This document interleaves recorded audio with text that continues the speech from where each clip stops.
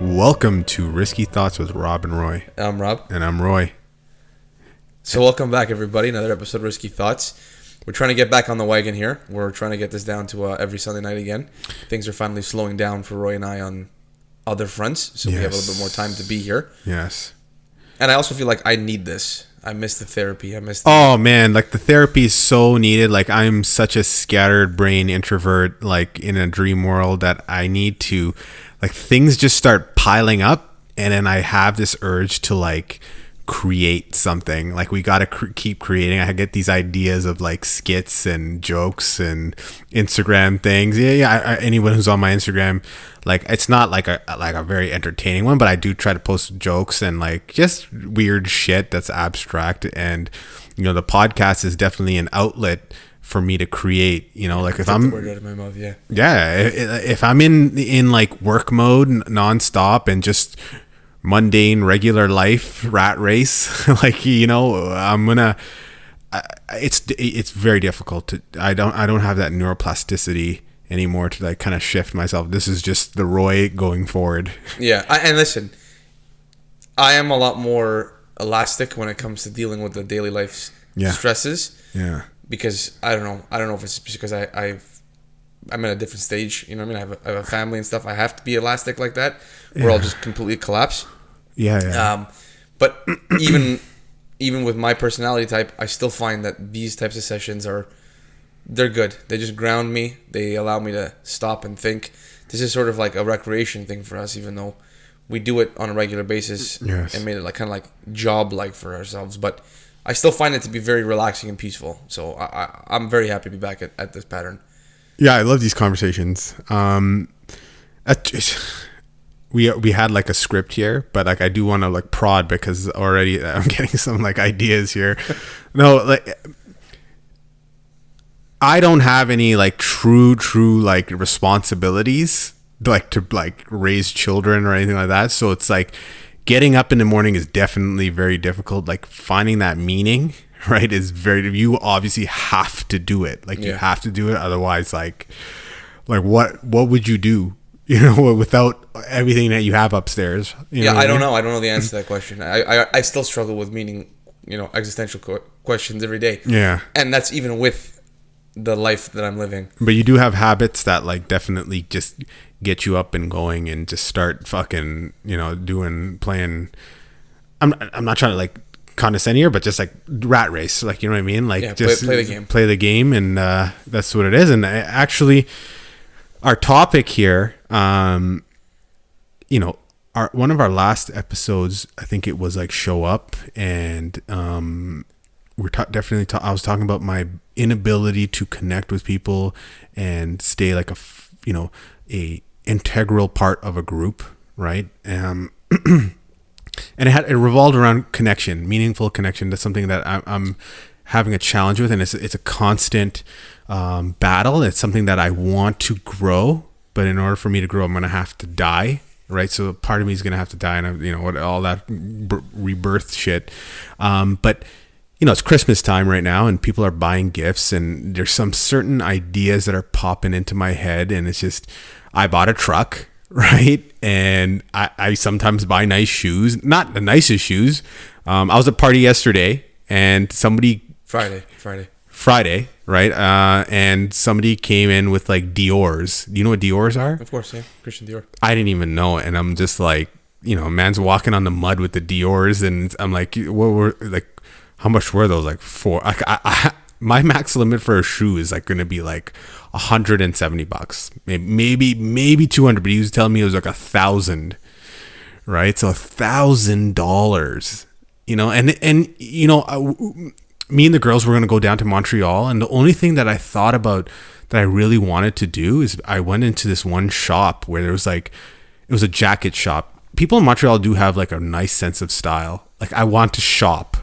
Like, that's what I want to do. I want to buy stuff. And I started thinking a little bit more, and I even started thinking about certain people in my group, because I'm an observer of, like, character. That's my hyper focus. Character and what behaviors I'm viewing, actions, and, you know, and this one, you know, like, I know a couple of people that it's just, and myself, I mean, I personally think I have more character and there's a little bit more depth, but you know, there's a primal kind of consumerist type of Roy who likes to wear flashy stuff and loud things, and you know, like, you know, I'm trying to like manage my identity, right? And once again, it's Christmas and people are in that mood to buy things, shit, so it's like they're into the mood to buy brands. And me and you were in a Home Depot today, and like we're just like, let's just go walk around Home Depot, look for deals. You know what I mean? It's just like these companies do such a good job brainwashing us into feeling comfortable and satisfied when we're in their stores and we're buying Supremes. You know Supremes? Yeah. Oh my God. I'm late to the party here. Thank God, because I think I would have been bankrupt, because Supremes cost like $2,000, $3,000 for a sweater, and it's just like, bro, you know what I mean? Like, anyways, I'm just trying. These brands, and you know, we're listening to Gary Vaynerchuk. Your wife sent us like a really good thing. It's just like about the brands and me buying a truck. It's just like people perceive me differently, and I understand this because I'm very psychological and I play this game. Like, I'm being very open here, and hopefully nobody on our friends list listens to me, because it is very kind of like, oh wow, this is why Roy buys like these things. He's very conscious of it. But it's just like you're using. I'm almost using it because I understand it, right? And it feels good, and it's something that I personally want to die within me. Because remember last year we wanted to like burn those jackets. Like, you wanted. I wanted to burn. I have a Macaj jacket. It's like $1,300, right? And it's just I had this urge to just burn it. There was a nerve somewhere deep inside of Roy's programming in his brain that says, I need to burn this. I'm all about trusting the gut, and I think that's true, but it's just like, you know, like I do like to look fresh and like look sick in clothes. I do, you know, and in that video, and going back to that video of Gary Vaynerchuk, they were talking about, you know, he was talking to one guy. He's just like, well, I didn't know that these things do this, right? It's just like, because, you know, Gary Vaynerchuk is like, you buy these brands because you know what they do. When you buy a Fila or a Nike, you know what other people are going to feel when they see Fila and Nike. And I don't even know if Fila's a good shoe anymore, but like a Macaj or a Canada Goose, right? It's like you're purchasing like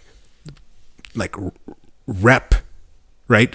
Yeah, you're trying to buy respect from other people. Yeah, you're boosting your persona for people. But the reality is just like, people like me also see you for why you're buying those brands, right? Like I consciously, I'm a person like me, like the eternal watcher within me sees this, right? And I'm judging you for buying that brand, even though I do it myself. So okay, well, I think a lot of people probably feel the same way that you feel about a lot of what you've just said. Yeah.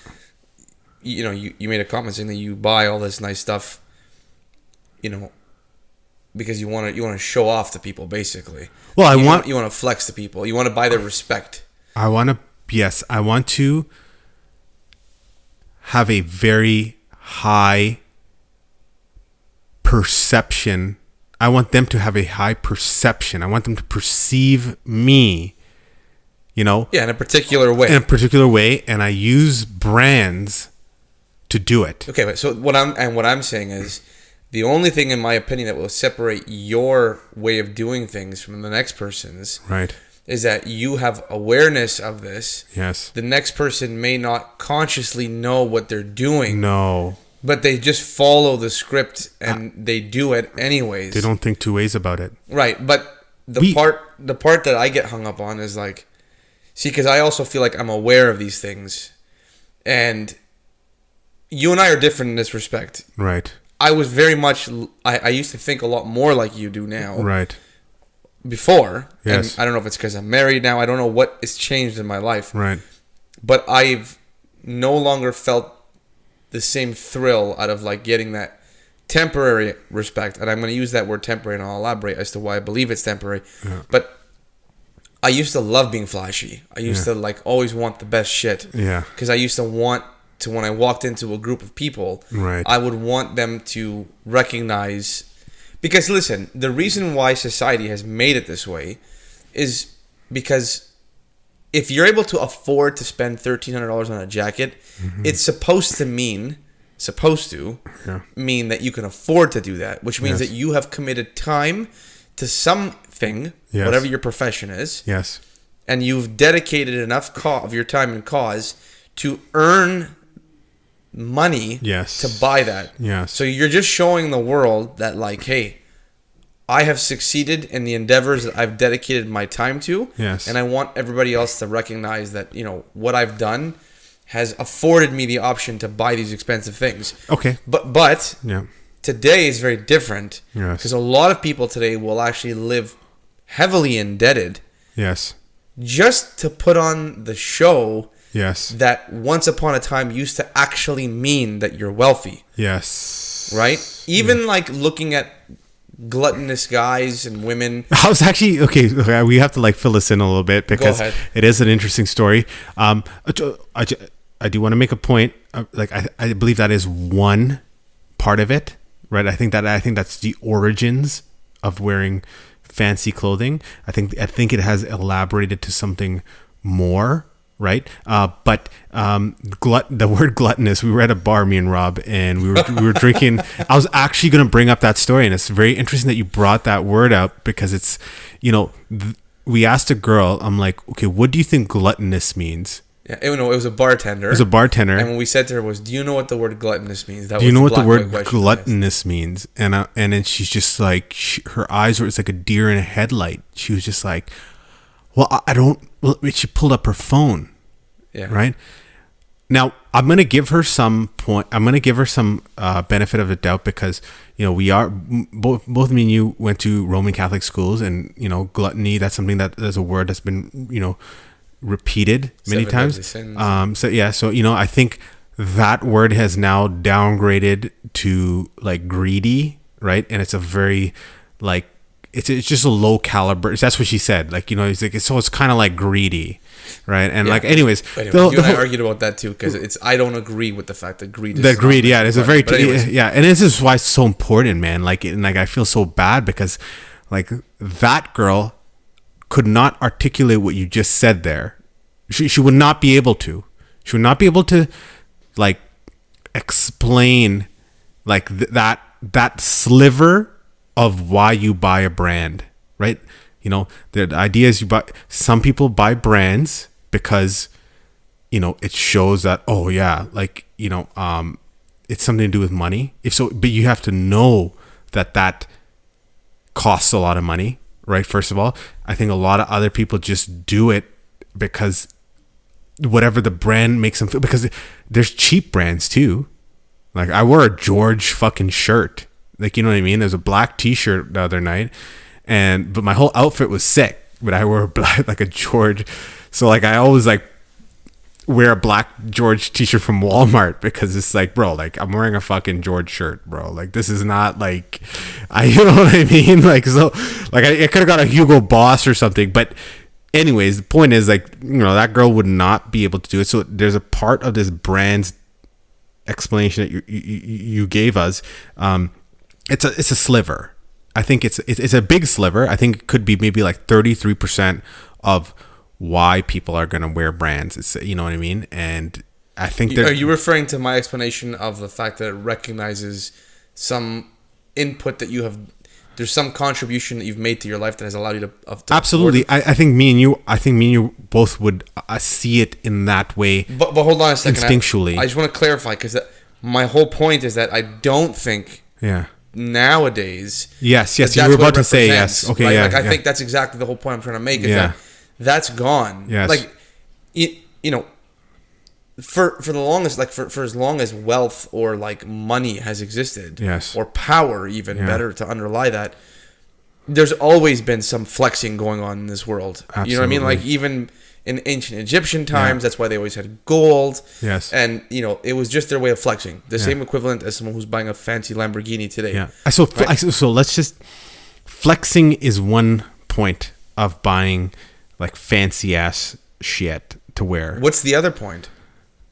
Okay, so okay, so yes, okay, so I want to. Okay, you're right. I think it ultimately comes down to some sort of flex, right? And a flex is like, to get, I think you could use the word flex in the definition that in the way we see buying things would anything with a brand or anything in general is, some sort of a flex, right?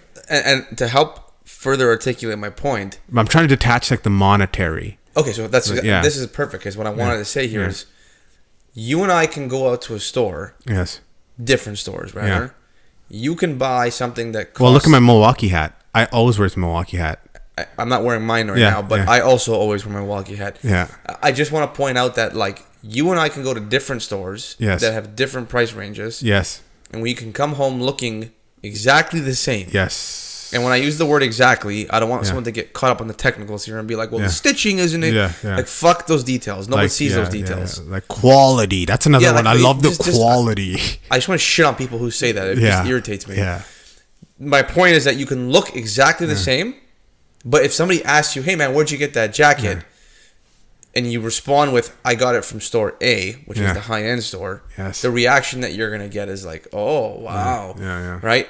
And like, why else would you shop at that store? Because if you're looking for the aesthetics, if you're looking for the shit that's not tied to the money, why did you go to that store? You could have gone to the shittier store. You could have bought the same fucking looking clothes without spending the money that you spend. Yes. So you can't justify to me. Yeah. Now, quality is, it does play some part of this, okay? Does it? It does. Because there's clothes that you can buy that are going to last you 2 years. Okay, so that's but it's negligible. In comparison. Yeah. Because if your clothes only last you 2 years, well, you can just buy it twice for less money than you would have paid for it once at the more expensive store. Mm-hmm. Right? And let's take a larger example, like a vehicle. Yeah. A car is a much better example. Because clothes, you can get really shitty made clothes and they will wear after like 6 months. But a car will generally last very similar lifetimes. Right? Like if you buy a Toyota versus buying a Mercedes. Yes. Toyotas actually may last longer than the Mercedes do, so you can't say it's about the quality. Yeah. You can, in some capacity. The engine's better built. Yeah. It goes faster. But all these things are irrelevant in a society where there's speed limits and fucking rules. Right. So, when you buy a Mercedes, you're buying it for the brand. Right. I don't care what anybody tells me. Yep. You can say you're buying it for the comfort. That is arguably true. Yeah. There's a little bit more comfort. Yeah, a little bit more features. But you can just buy a high-end Toyota. Yeah, bro. High-end Toyota has everything the Mercedes has, bro. Right. You can buy a high-end Ford. You can buy a high-end anything that's not name-branded for the purposes of showing off. Okay. And you can get the same, you can accomplish the same goal. So once again, it's just furthermore pointing to this kind of flex. But what the hell is the flex? Like, what is it? Okay, the flex, in my opinion, is the thing that you are consistently reminded that you should be striving for in order to be deemed successful in our culture. Okay, and I don't want to make this I don't want to simplify this whole thing. This is a much deeper thing, and we'll get into the deeper part of this shortly. Yeah. But it really does come down to social conditioning, right? It's about status. Status is very important, right? Status comes with like a lot of benefits. Yeah. Usually, if you have higher status, your opportunities are larger. You're healthier. Yeah. Well, that's tied to money, I think, specifically. Yeah. Just because you can buy foods that, may be healthier, they cost a little bit more. Maybe you can hire a cook. Yeah. Who can cook? Your stresses are lower. Yeah. So, but status itself, independent of money, still carries a weight, and it still means something to us. Yeah. And when I say us, I'm talking about North American culture in general. I think that's really important. I just want to once again, just take a break here and say that most people are going to be like, oh, status. It's not a real thing. Being a cool person is not real, but I think it is a real thing. How do you nobody? You would have a really hard time convincing me otherwise. People who do not have the status or who are jealous are going to obviously. What I notice and observe with people and many people is that they will knock people down, right? Just to kind of recalibrate their own status and maintain their own thing. Like, oh yeah, that guy did this, and oh yeah, you know what I mean? It's one of those things where, status is real. Then why do we fight for it? You know what I mean? Like, why are we fighting for it? Because it is a real thing. So I want to take this opportunity to segue into what we were talking about outside before we came in to record this thing.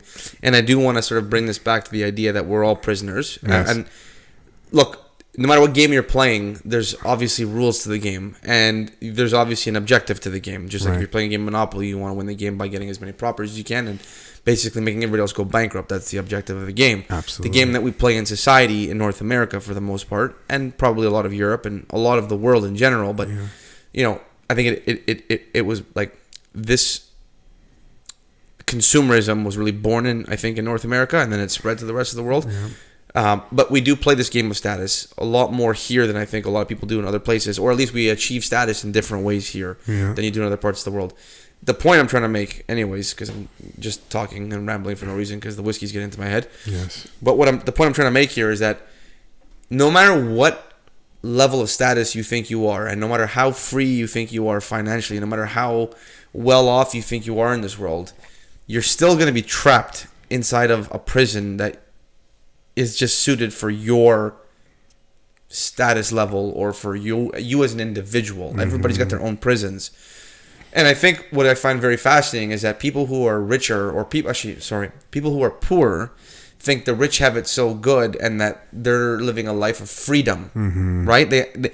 People generally will tie the concept of having wealth to freedom. Yes. And that's a misconception. Right? Yeah, it's very interesting. So, okay, a couple of weeks ago, maybe a month ago, like because it's been so long, like I think we both randomly, it's very odd, we both watched Aladdin. Yeah, well, it wasn't random because I got a kid, but you have a kid, but like I watched it for some fucking random ass reason too. So, but anyways, the point is like it was very coincidental, right? Yeah. And we watched Aladdin, and we were trying to.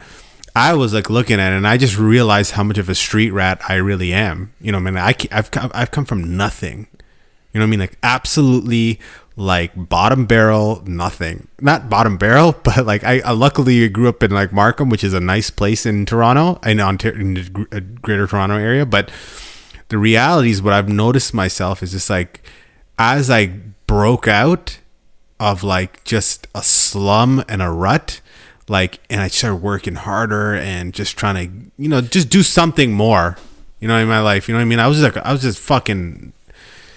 I realized watching Aladdin, like how much of a street rat I am. Like I am trying to get the princess, you know what I mean? And I'm just putting on a fucking hocus pocus fucking shit with these brands, you know what I mean? And with these clothes and a fucking truck and starting a fucking business. And unfortunately, like the business that we're doing is like actually we made profit, you know what I mean? We made profit in the first year during COVID. We did make profit. We did make profit, and that's like it's some, and we're doing something that we actually like. We like doing this, you know what I mean? We like creating stuff and making stuff nice and making customers happy, but that's besides the point. That's a conversation for another day. So let me interject for a second, because the point that you made about like the brands, and I don't even know. I've watched a lot in the last month, like a lot, because my kid just wants to watch it on repeat, right? Yes. And the part that like I never just, I mean, I recognized it and I knew it when I was watching it, but like the brands thing, and like sort of looking at the character Aladdin, like how he constantly lies to the princess, and he keeps up this lie of like, oh, I'm a prince, I'm not a street, I'm a prince, and like it ends up failing for him, and the only reason that he actually manages to maintain the relationship is because he actually ends up diverting back to honesty because he's forced to. But he just like shows his true colors, and she actually falls in love with the original street rat that he is. This is exactly, and that's the part that's just like why I see us as both as a little Aladdins, because like we are risk takers and we're not thieves, but you know what I mean? So it's like we do get in our adventures and shit like that, and that's the fun shit, right? It's not the fucking brands. When you look at the princess, she's dead inside. So and that's she's the part full I of brands. On, like that's the part that's fascinating me. That's the part that I'm seeing in these people around me. So like as a child, you watch that movie and you don't really understand what they're telling you. No. There's this scene where Aladdin and the princess are sitting in his like shithole of a I would call it a house. It's not even a house, just where he lives. But it's fucking sick. And they're both looking out onto the palace. Yes. And then Aladdin's like explaining like his woes, right? And he's just like, oh, I want to live there. Like my life is shit. And then and she turns around and she's like, why? So you can live there and be told what to do all the time and have to fit the mold of what expectations look like. Yeah. And like as a child, you don't really digest that part of the movie. You don't understand what that means as a kid. No. You just think, oh, she's a princess and she's just talking about her life. But that's actually very, very, very powerful stuff, because now that you're older and you're watching it again, you're listening to it, you're just like, yo, man, like I understand what she's saying. Like I understand you can have all the money in the world, but you're still trapped. You're still trapped. And the genie, that's the one that nobody sees coming. Yeah. The genie is also a prisoner. He's the most powerful being on the planet, in the galaxy, or in the universe. Yes. But he's still wearing chains on his wrists. Right? So even with all that power that he can wield, he's still a prisoner to the lamp. Power, status, hierarchy in the political spectrum. All of these things. All these people have fucking there's some form of a prisoner, right? And that's great that we kind of carved this out. And once again, I do want to focus on the princess, because the princess is dead. Like, she's dead inside. She's just living her life, fucking all these riches and everything catered to, and she just wants something more, right? Aladdin wants something more. Genie wants something more. And it's every hierarchy does put you in some sort of a prisoner of some sort, right? And but the question, I don't think we're ready. We're not there yet to ask that question, but it's interesting that you saw it that way. Like, the brands and Aladdin wearing all those fucking clothes and whatnot, and just putting on you're just lying, right? It's a facade. It's just a facade. Where do we reach that proper, like, kind of medium of, like, what is the resolution of that story? Okay, so this is telling the truth. I think is a huge part of it. So this is my take on, like, the underlying solution that's presented in Aladdin. Is that you need to learn to accept your identity for who you are. Understand what your limitations and capacity is. Right? Once you can accept and truly believe in yourself for what you are and what you have, you can then convert that into something magnificent. You can grow well beyond what you are, and that's just by accepting the realities of what's going on, rather than trying to force some artificial world and force, like, an image on the world. Right. You just project to the world that you accept who you are and what you are, and that allows you to sort of take the shackles off, so to speak. Because then once you just, I'm going to try to bring this back to real life here. So people like you and I growing up, I mean, I wouldn't say that I grew up from the bottom. That would never make that case. My family wasn't poor. They were working class people, middle class. But even if I was poor, when you start to grow up, rather than trying to impress, the storyline is about a guy trying to impress a girl, but you can take that and apply that to you just trying to impress anybody for that matter, or the just world, building connection society. and relationship, a more deep relationship with anyone. I think the whole premise is, like, rather than trying to create what you think the other person wants, you should just be yourself, be who you want to be. And if the other person accepts you, it's a far more fulfilling relationship that will blossom from it. And the world will, will open up to you, I guess. I know that's a very cliche way of putting it. I think what, so now the questions here is just like, why all of them are prisoners and they want to be free, right? Like, like a question, they want to be free from the prison that they believe they're living in. That's correct. And I do believe, like, to kind of, and this is really going to, like, put a nail in our conversation here, I feel, but it's just like the truth, right? That's another cliche thing. It's just like Aladdin telling the truth, me telling the truth to people, like, it already makes me feel better. Like, you know what I mean? Like, I'm not, like, who people think I am. Now I know this only matters on who listens to the podcast, but I think some people would start to recognize that it's just like, bro, I'm just a street rat. That's it. That's literally it. Like, I'm not labeling myself, but like I did grow up like super poor. You know what I mean? Like it was not like ghetto, but it was definitely like lower middle class, middle class. Yeah, like, you know what I mean? Economy clothes. It clothes, yes, exactly. And it's just like and then I grew up with a bunch of rich people. You know what I mean? So it was just like holes in your clothes and shit like that. Like, and people would like be like, Roy, why are you wearing these things? I didn't understand. I didn't even have a jacket. You know what I mean? So it's like, it's the truth. I think it's like you gotta tell people the truth no matter what. You know what I mean? You gotta tell people the truth, and like that's gonna really set you free. Yes. You know, and you know what I mean? So it's like that is literally that's the solution. But it's just like, but why do, like, you know, there's parts of me that want to remain a prisoner because society has like really fabricated this great, you know, if you buy this and you're gonna get this reaction. So like you just to bring this back to like the conversation about walking into Home Depot and all these stores and how they do such a good job of like, you know, selling their shit. Yeah. What they're really doing is like they're leveraging what you've already been brainwashed to believe, right? Like, or maybe they participate in the brainwashing, right? As well. Like, when you grow up anywhere in North America, and I would say probably anywhere in the world where you have access to television, and you see this, you actually do see quite a difference if you watch American television and you watch Canadian television. Right. For example, like American television has like a shitload of commercials. Right? Like a lot of commercials. I was watching Fox News the other day and CNN because I don't hear people fucking listening to this be like, oh, you're a Fox person. Yeah. I listen to both. Yeah. You know, I like to get my information from both sides. Point is, I was watching American television, American news, and like the amount of time between segments where they're just like popping fucking infomercial after infomercial at you. And like they're actually so fucking pathetic in terms of like their bad acting.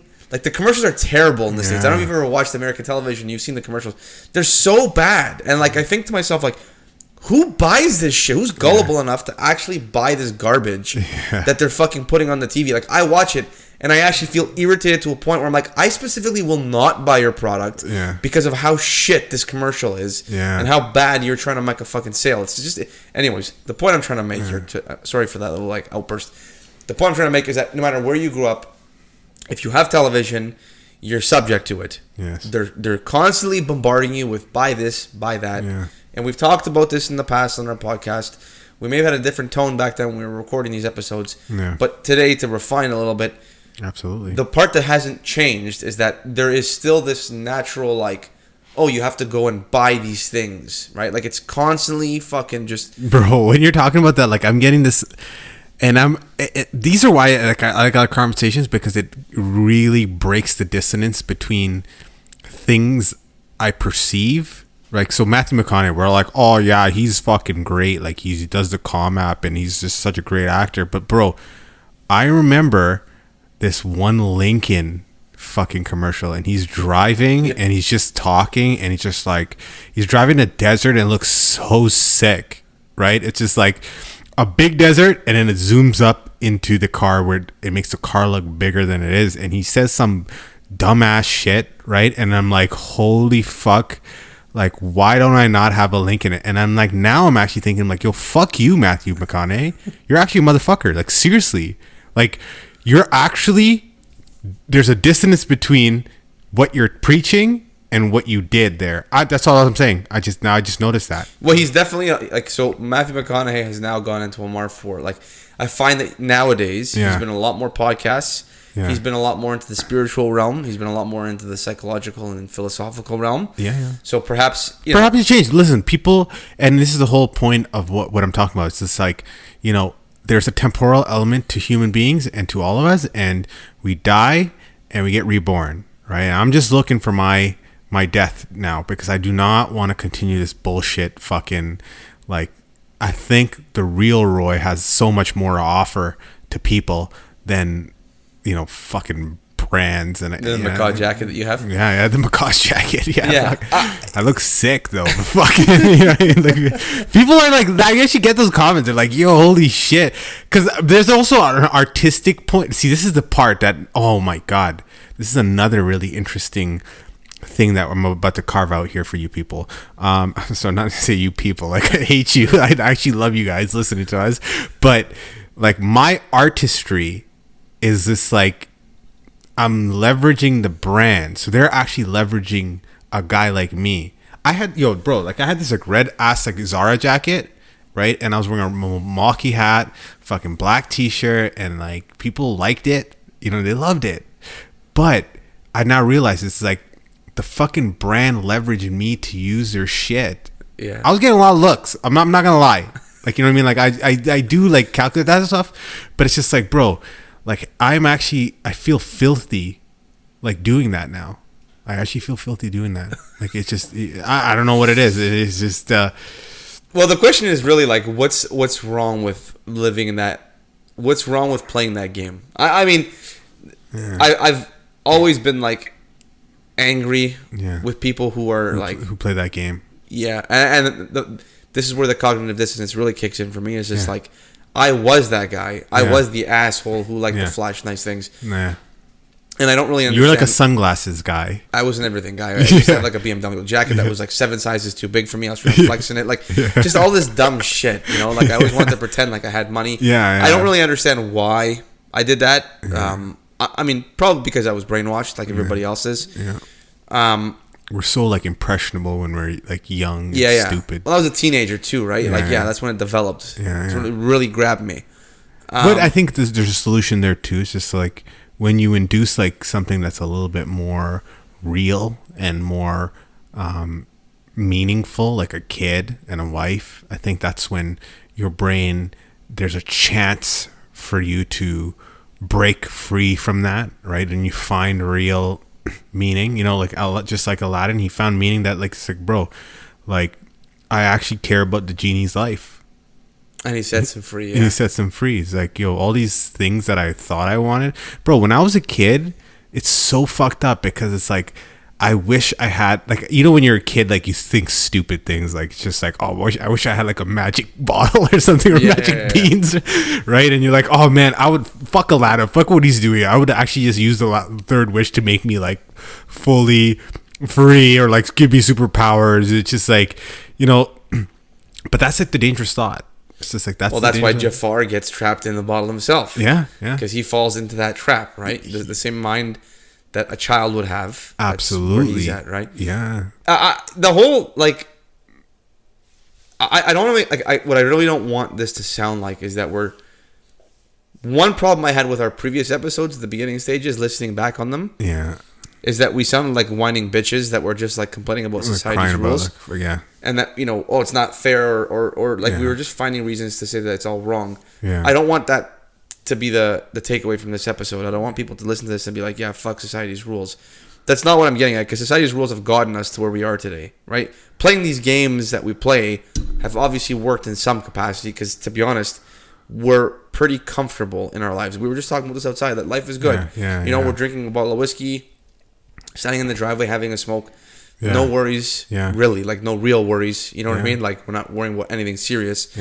And the only reason that we're able to do that is because people have played this game to bring us to where we are today. Yeah, like the innovation and, you know, all things. It's just like, that's another thing. It's just like, yeah, me too. I also agree with you. I don't want to sound like I'm fucking dumping on these companies that are with all the brands and, you know, all the money and flexing, because it has reached us to some interesting state for my personal life. I'm not going to comment on the future, but like it's very worrisome. Yeah, that's very worrisome, and we don't know what it's gonna. But like, I am grateful, for this conditioning that I have been put through. There's worse problems to have. There's worse problems to have, and buying a shoe, right? You know, it's not a big deal, but you know, people can make lots of arguments here, and I just want to take the time to be grateful for our society as well. I think that's actually a very interesting, and we might actually, it's a really good point to Next episode. next episode, because it's just like most people are like, fuck society, goddamn COVID vaccines, and like buying and consuming, and you know, I'm gonna just try to be different here and say, like, I'm grateful for society, like, you know, for whatever it is, the state. I know we talked about men and women and buying stuff and Instagram, but like, you know, I have to be grateful to some degree. Like, I've got lots of shit here, you know what I mean? Like, you know, and but you know, it doesn't take away from some of us trying to achieve a higher level of freedom, right? And this is a great segue again, now that you've made that comment. Yes. I want to close out the episode by asking the other question that you brought up earlier. Yes. Which is like the question about being a prisoner, and do we want to be prisoners? Do we actually want to be free? This, you know, I want to explore a little deeper into what it means, and like why, no matter where you are in the social status scale, yes, you're still a prisoner. So like, how does that happen? Why does that happen? Yeah. And are we just beings that need to be prisoners? So it's a question I'm actually posing to you. Yeah. And I want your take on like whether you believe you can truly be free, or will you always be subject to some form of prison? That's a question I have actually for you. I'm not just saying that hypothetically. That's so interesting. And like, because I did a little bit of Buddhism, and for whatever I understand about science and the universe, it's just like, you know, we can only see so far, right? But the universe is a lot bigger than we can see. That's one constraint, right? Our biology, me being a guy, is pumping certain, you know, hormones in my head and making me think in a certain way, right? That's a constraint, right? We live on a planet where we can't really affect other people that much. You know what I mean? Kierkegaard, I always bring him up because he says, no matter how you try, you cannot advise people when you see them doing something wrong. Like, you'll never be able to change their opinion. You'll never be able to advise them differently. They're just going to do what they're going to do, right? That's another constraint, even between human beings, even between me and you, so right? Do you think these constraints are representative of natural prisons that exist? I think these are natural prisons. I think, you know, at the end of the day, perhaps the key is being okay with being in a prison. Yeah, you know, I think that's very important, though. You know, I think it's okay being within prison. I think, you know, the word prison is something that we need to talk about a little bit more and define it more. Maybe there's different words to describe this prison and this, you know, this life. That's actually a very good point, because the word prison itself, people are going to automatically assume iron bars. Yeah. You're stuck in a cell. Slavery and... Yeah, and I don't think that, you know, there's a negative connotation associated with prison, right? Because nobody wants to be trapped in a cell. Yeah. But the reality is that there's a couple things I want to say here. I think based on what you've just described, you're right. There's some prison that we're all going to be stuck in. Right. The word constraint, right, makes me think of handcuffs. Those are constraints. Yeah. The cell itself is a constraint. Right. So, like, these constraints that exist in nature are actually truly prisons, right, in their own way. They are inescapable boxes that you're put in, and you can't run from them. Right. Just like, you know, we don't have telekinesis, right? We don't have the ability to move things with our mind. Yeah, we can't, you know, we can't live forever yet. Right. All these things are like facts that we all accept. We are constrained to this small little amount of time that we have here. So I think what's very interesting is that people may know these things. Yeah. Like, everybody knows you can't move things with your mind. Right. Everybody knows you're not going to live forever. Yeah. And people accept these facts and they don't think twice about them. Yes. What I think is very important for a person to do is to acknowledge the prisons to which they are living within. Right. And come to some acceptance of these prisons. Yes. It's very easy for the average person to accept that they're not going to live forever. Yeah. But it's not that easy for a lot of people to accept the fact that they're living in a prison where they're playing a game and competing against others that they didn't create. Yeah. They're not the authors of the rules of that game. Yes. Right? It's society who's created the rules. Yeah. And the rules are constantly changing and the boundaries are moving. Yeah. But the overall principle of what game you're playing is not your choice. Right? When you're a kid growing up, you don't have the choice. Right. You're conditioned to believe that you're going to play this game. Right. And that's it.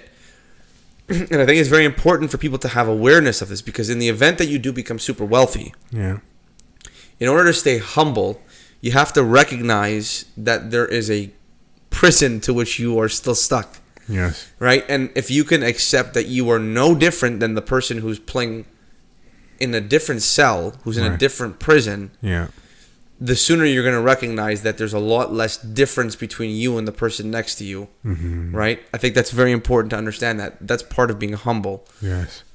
Because people who get their head up in the clouds, where it's like, well, I'm rich and powerful, and I don't have to play by your rules anymore. I have my own rules, and well, but you still have rules. But just I just want to also add, that's not just the rich and powerful. It's actually a lot of people who are on our tier with this, idea of individualism, right? So, it's a chronic kind of thought, right? That, we are free and you were battling that, so reality is we're all prisoners, all of us, everybody, the people that you hate, all those, all the shit on Instagram, like the outrage shit, it's just like, you're just like them. Yeah. Right? The people you hate, you were just like them, right? That's another fascinating point, because whether you're on the rich end and you want to be humbled by recognizing your prison, that is also true on the opposite side, where if you're poor, if you recognize that there's a prison, it'll actually be quite relieving. You know what I mean? It'll take away a lot of the burden that you believe that you're feeling, because once you accept that everybody's in a prison, you sort of playing on the same playing field as everybody else. Yeah. Right, and you don't feel as outcasted. You don't feel as low and sort of kicked out of the whatever, the in crowd. You know what I mean? Yeah. It's very interesting. All right, that's another episode of Risky Thoughts. Thanks for listening, guys. Follow us on riskythoughts.to. You can follow me at arsenio.6 on Instagram.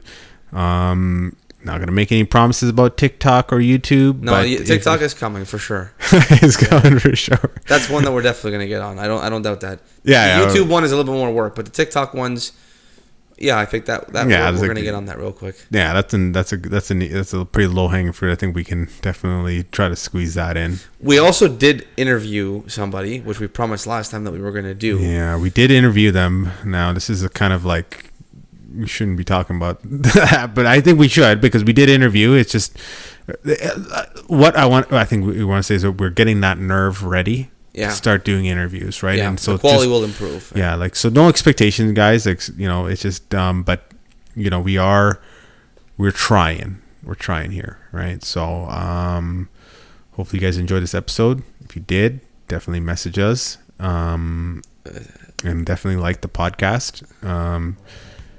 All right. Awesome, guys. Yeah, awesome. Have a great night. Yeah. Bye.